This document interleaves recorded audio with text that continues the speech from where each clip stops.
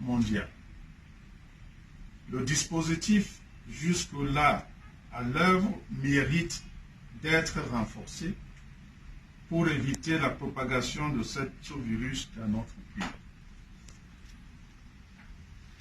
Par conséquent, sur très haute instruction du chef de l'État, son Excellence Paul Biya, une concertation interministérielle s'est tenue ce mardi 17 mars 2020 à l'effet de faire le point sur la situation et d'identifier les actions appropriées à mettre en œuvre.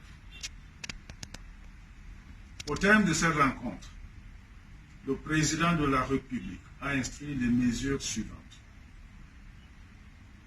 À compter du mercredi 18 mars 2020 et jusqu'à nouvel ordre, 1. Les frontières terrestres, aériennes et maritimes du Cameroun seront fermées. Tous les vols passagers en provenance de l'étranger seront suspendus, à l'exception des vols cargo et des navires transportant les produits de consommation courante, ainsi que les biens et matériels essentiels dont les temps d'escale seront limités et encadrés. Les Camerounais désireux de retourner dans leur pays devront prendre la tâche de nos différentes représentations diplomatiques. 2. La délivrance des visas d'entrée au Cameroun aux différents aéroports est suspendue. 3.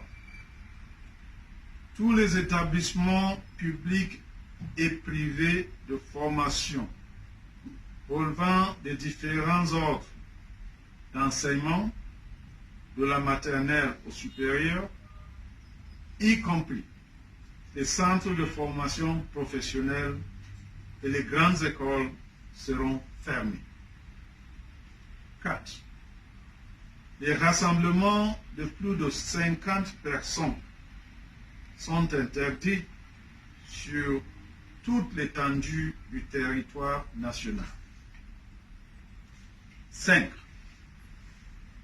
Les compétitions scolaires et universitaires sont reportées, à l'instar des Jeux FENASCO et des Jeux universitaires. 6. Les débits de boissons, les restaurants et les lieux de loisirs seront systématiquement fermés à partir de 18 h sous le contrôle des autorités administratives. 7. Un système de régulation des flux de consommateurs sera instauré dans les marchés et les centres commerciaux. 8. Les déplacements urbains et interurbains ne devront s'effectuer qu'en cas d'extrême nécessité.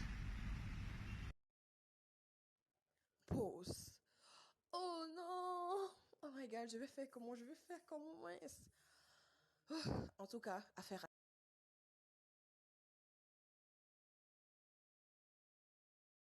Les mototaxis sont invités à éviter des surcharges dans les transports publics. Les forces de maintien de l'ordre y verront particulièrement. 10.